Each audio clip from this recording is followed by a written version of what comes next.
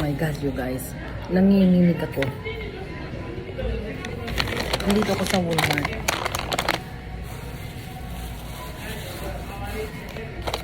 Nanginginig ako. Gutom niya kasi ako kumain bago ako nagpunta rito. Ayan. Bumili ako ng beef jerky. Saka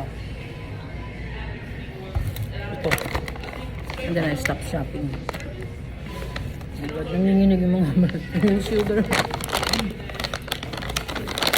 Ayan, napapala ng ano. Ayaw kumain kasi nagdadagat. Beef jerky.